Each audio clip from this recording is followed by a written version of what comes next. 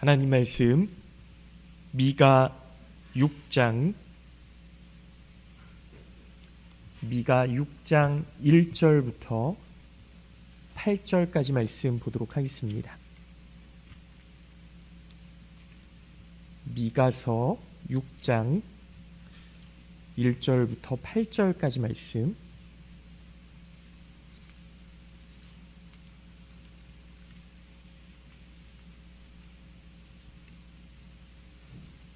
구약성경 1296쪽입니다. 구약성경 보시면 나훔이라고 까만색 있을 거예요. 나훔에서 앞으로 넘기시면 바로 있습니다. 미가서 6장 1절부터 8절까지 말씀.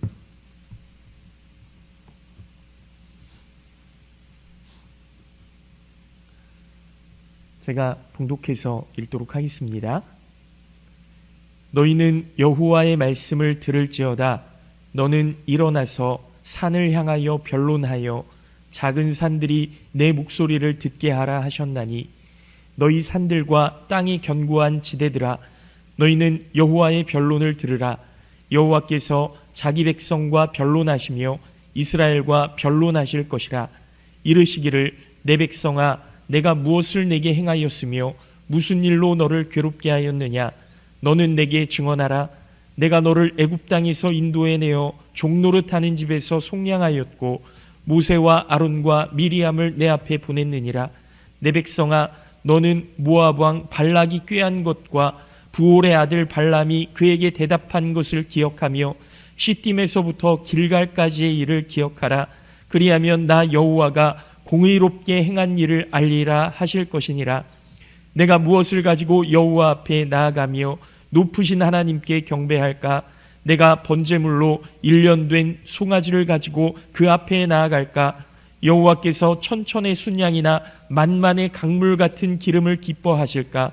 내 허물을 위하여 내 맏아들을 내 영혼의 죄로 말미암아 내 몸의 열매를 드릴까? 8절 말씀 합독해서 읽겠습니다.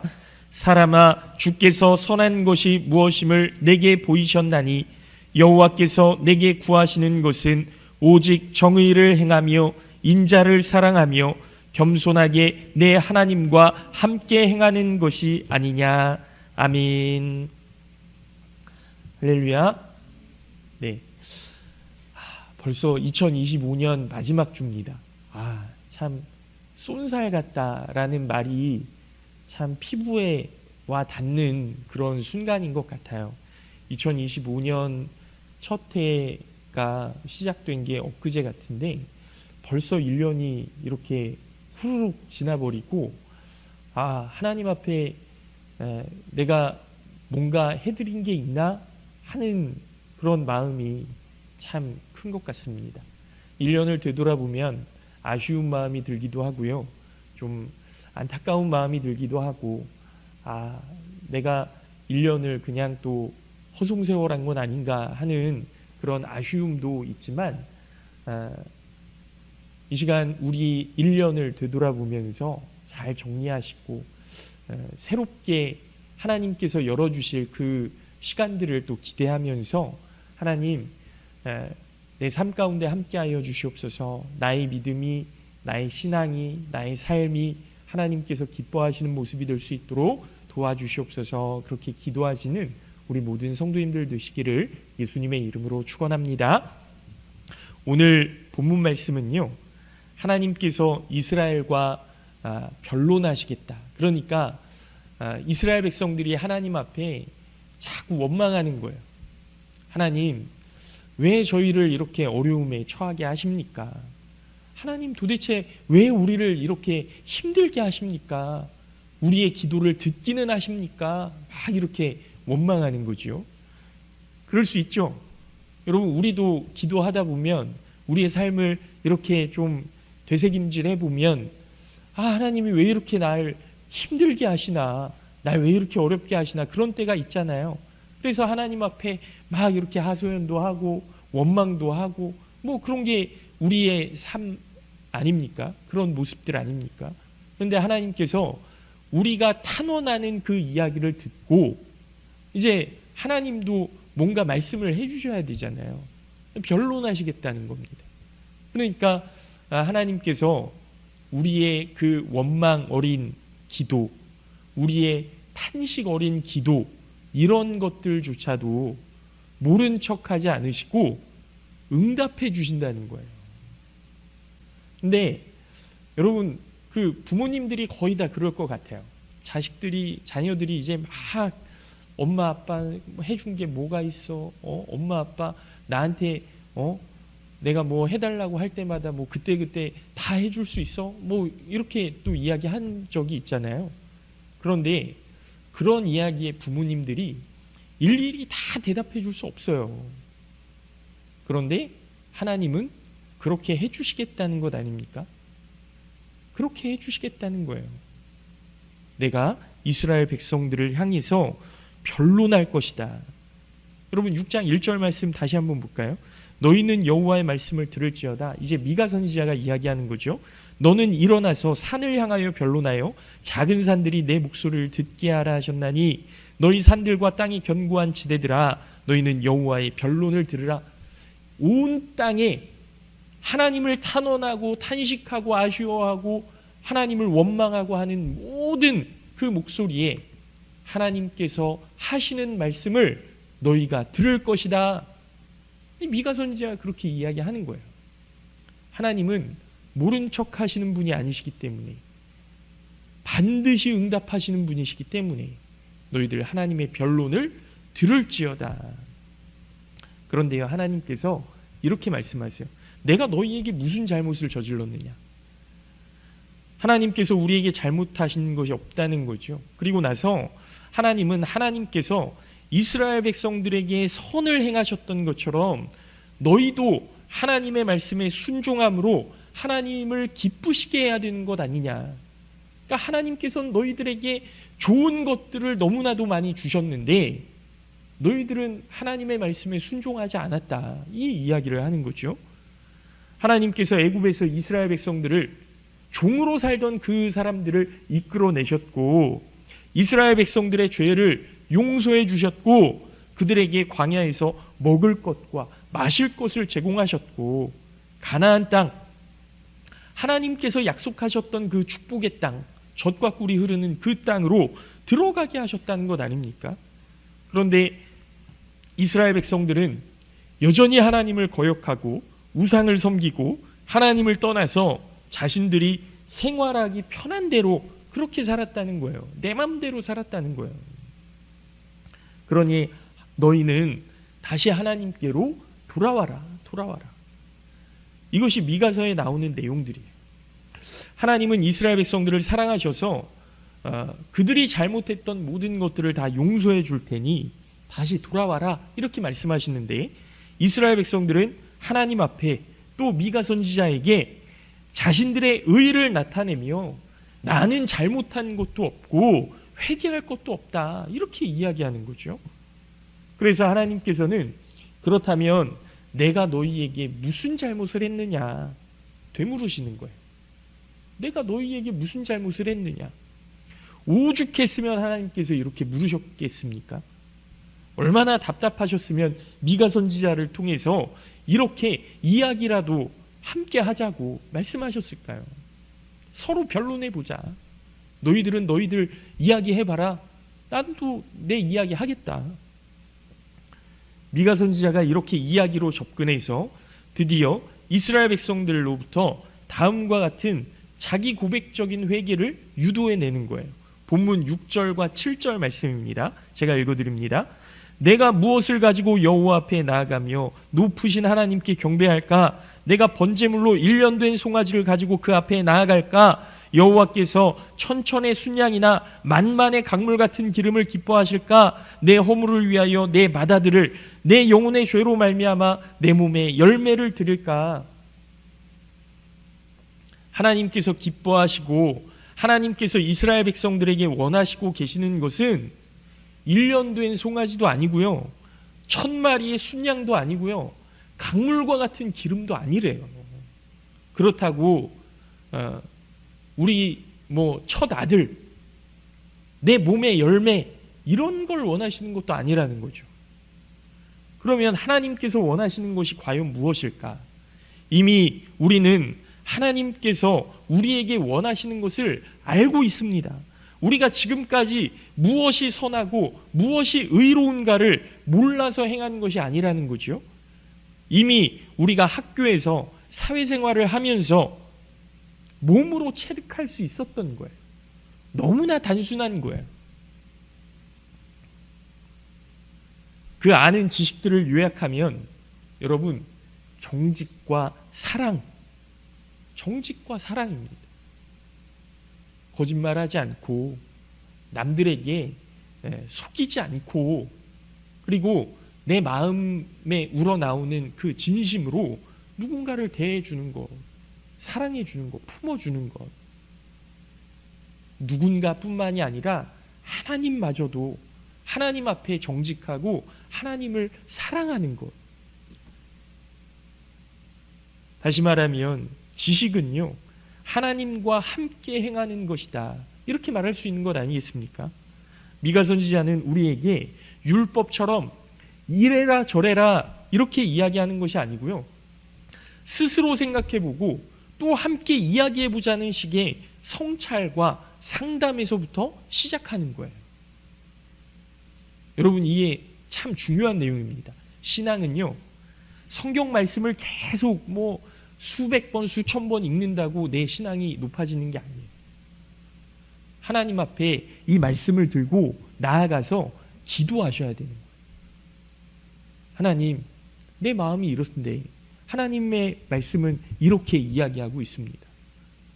하나님, 내 마음이 어떻게 그렇게 될 수 있을까요? 하나님 앞에 자꾸 기도하셔야 되는 거예요. 여러분, 기도는 어떤 목사님이 그렇게 말씀하시더라고요. 기도는 그냥 내가 원하는 것을 막 이렇게 이야기하는 것이 아니라 하나님의 개입을 요청하는 것이다. 여러분, 우리의 삶에 하나님께서 들어와 주셔서 하나님의 선하신 방식대로 하나님의 일을 행해 가시는 것, 이걸 우리가 바라는 거예요. 하나님 앞에 아뢰는 거예요. 그렇게 해주세요. 그렇게 기도하는 거예요. 그게 기도래요. 여러분, 무슨 의미인지 아시나요? 어떤 의미인지 아시겠어요? 그러니까 예를 들어서 제가 하나님, 우리 은혜교회가 정말 100명 모이게 해주세요. 1년 동안 100명이 모일 수 있는 교회 될 수 있게 도와주세요. 여러분, 이건요, 박도신이라는 목사의 그냥 허황된 소원인 거예요. 이걸 기도라고 이야기할 수 없어요. 그런데 기도는 이런 거예요. 하나님, 오늘 전도하러 나갈 건데 하나님께서 예비하신 영혼을 한 사람 만나게 해 주시옵소서. 저는 제가 해야 되는 일을 그냥 하는 거예요. 제가 해야 될 일을 그냥 하는 거예요. 마땅히 해야 되는 제 직분에 맞는 일을 하는 거예요. 그런데 그 가운데 하나님이 개입해 주시는 거죠. 하나님께서 구할 만한 자를 구하시고 구원받을 만한 자를 보내주시고 만나게 해주시는 거예요. 그래서 그 사람을 만나게 해서 저는 마땅히 제가 해야 될 일을 하고, 하나님께서는 예비된 것들을, 계획하신 것들을 제 삶 속에 끼워 넣어주시는 거죠. 그래서 제가 원하지 않았지만, 제가 소원했던 것은 아니지만 하나님께서 그 가운데 들어와 주셔서 제 삶을 더 좋은 열매를 맺을 수 있도록 이루어 가시는 거. 그러니까 이게 기도라는 거예요. 이게 기도. 여러분, 내 맘대로 되는 게 없잖아요. 내 계획대로 되는 게 없잖아요. 2025년 한 해만 되돌아봐도 내 계획대로 된 게 있었습니까? 그렇지 않잖아요. 그래서 기도하는 거예요. 그때마다 하나님께서 우리의 신앙을 점점 성장하게 하시고 성숙하게 해 가시는 거죠. 아, 하나님이 내 기도를 들으시는구나. 하나님이 나와 함께 하시는구나. 이걸 점점 새롭게 깨닫게 되는 것 아닙니까? 여러분, 이게 기도고 우리의 신앙생활이 되어야 하는 거예요. 그냥 내 소원, 허황된 것 그냥 막 이렇게 아뢰고 내 맘대로 되지 않는다고 하나님을 원망하는 게 신앙이 아니고요. 그게 기도가 아니고요. 하나님, 나의 삶에 들어와 주시고 내 삶에 선한 열매를 맺을 수 있도록 하나님께서 주관하여 주시옵소서. 하나님께서 나의 일을 주장하여 주시옵소서. 이게 우리의 기도가 되어야 된다는 거죠. 사랑하는 성도 여러분, 우리는 하나님이 원하시는 것을 이미 머리로 알고 있고요, 마음으로 알고 있지만 오늘 말씀을 통해서 다시 한번 생각해 보고자 합니다. 첫 번째로 하나님께서 원하시는 것은 정의예요. 정의. 요즘은 아니고 예전에 아주 베스트셀러고 지금도 읽히고 있는 책 가운데 정의란 무엇인가 라는 책이 있어요. 마이클 샌델이 쓴 책이죠. 이 교수가 하버드 대학에서 강의했던 내용인데요. 정의란 무엇인가에 대해서 아주 유명했던 그 방송 프로그램이 있습니다. EBS에서 나왔던 MBC 스페셜이라는 다큐멘터리에서 나왔던 건데, 여기 이제 안철수 씨, 그 다음에 박경철이라고 하는 경제 전문가, 그리고 김재동, 이 세 사람이 대담을 했어요.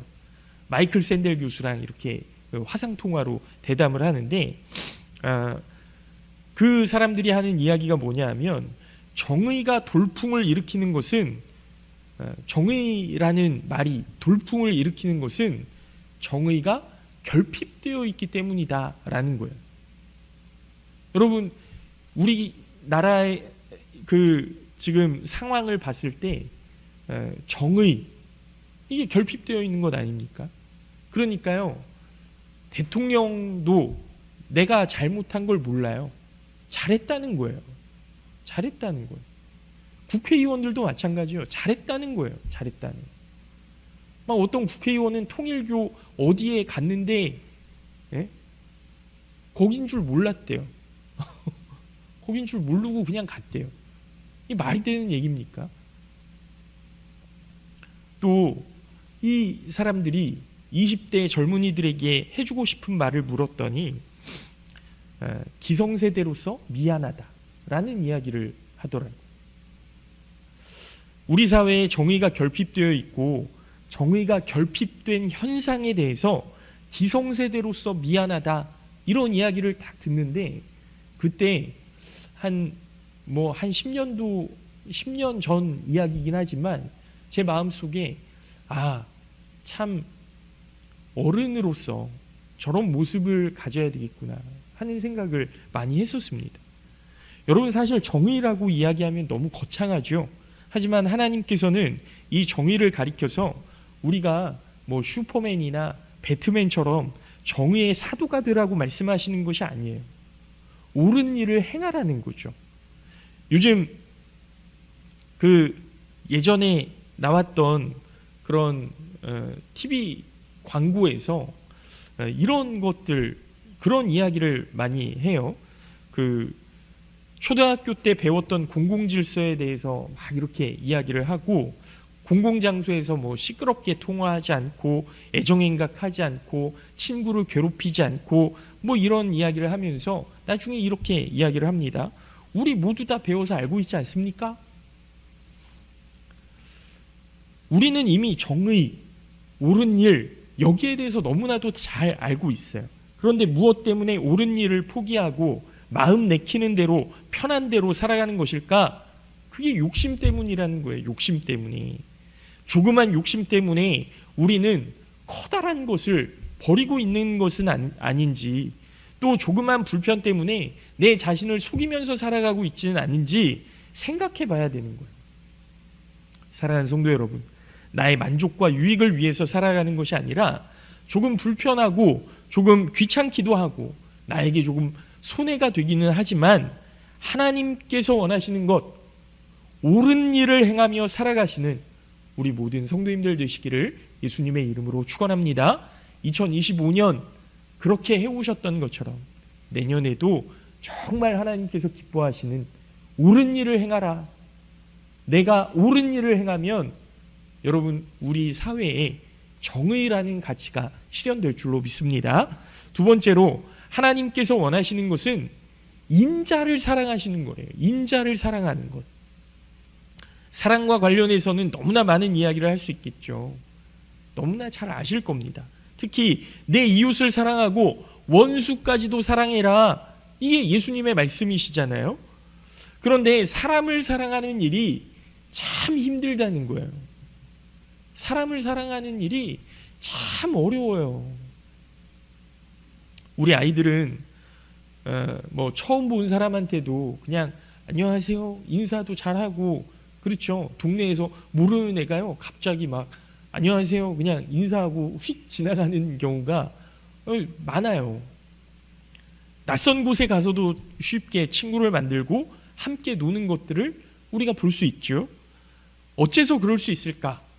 아이들은 친구도 금방금방 사귀고 모르는 사람한테 인사도 잘하고, 아이들은요 이 사람이 나에게 도움이 될까? 이 사람을 알아놓으면 뭔가 좋은 일이 있을까? 이렇게 판단하지 않기 때문에 그렇다는 거예요.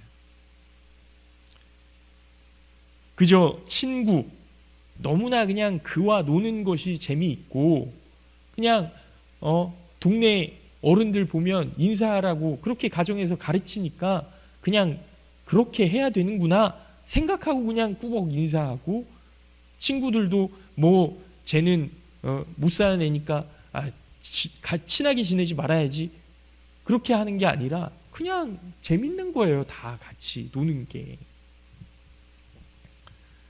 전에 어떤 분이 어른이 되면서 친구를 사귀는 게 참 어려운 일이 되었다라는 이야기를 저한테 하신 적이 있어요.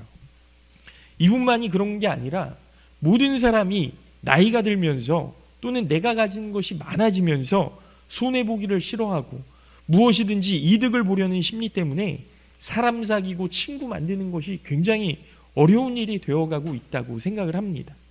심지어는 친한 친구 사이에서도 이런 일들이 막 벌어져서 정말 친하게 지냈는데 갑자기 그 사이가 틀어지고 멀어지고 하는 경우를 우리가 많이 볼 수 있죠. 여러분, 오늘 우리에게는 하나님께서 우리에게 베푸신 자비, 인자와 긍휼, 사랑이 있어야 된다라는 거예요. 그것은 하나님께서 우리에게 요구하시는 것이기 때문입니다. 하나님께 드려져야 할 제사, 하나님께서 요구하시고 바라시는 예배는 형제를 사랑하고 관용하고 용서하고 인내하고 고통을 함께 나누어 반으로 줄이고 사랑을 나누어 예배가 되게 하는 그런 것들을 하나님께서 원하신다라는 거죠. 내가 사랑할 수 있는 것은 하나님께 받은 사랑을 느끼고 깨달은 만큼 사랑하는 것 아닙니까?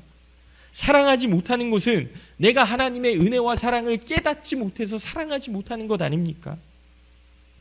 사랑하는 성도 여러분, 우리가 먼저 손 내밀고 용서할 때 하나님께서 우리를 용서하시고 하나님의 나라로, 하나님의 품으로, 성령의 임재로 초대해 주실 것을 믿으시기 바랍니다.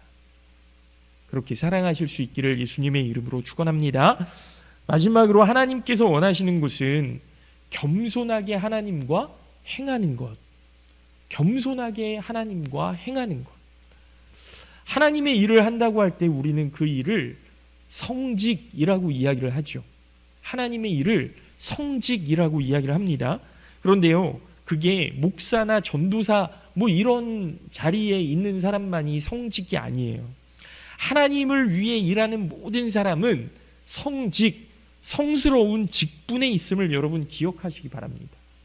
교회를 위해 청소하는 것, 성도들을 위해 밥을 짓는 것, 내 이웃에게 먼저 손을 내밀고 예수 그리스도의 이름으로 축복하는 모든 일에 서 계시다면 여러분은 성직을 맡고 계신 거예요.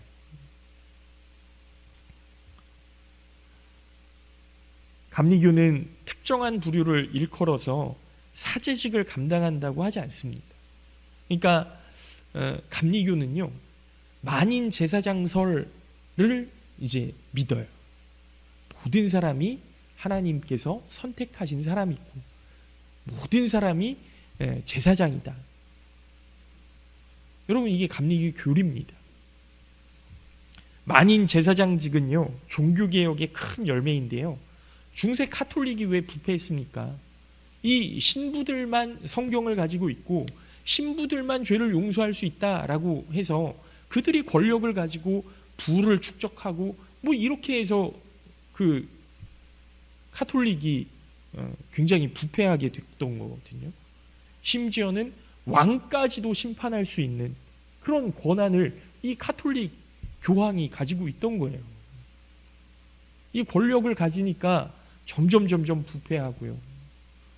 결국에는 이 성경을 맨 처음에 독일어로 번역을 해서 사람들에게 막 나눠주지 않았습니까?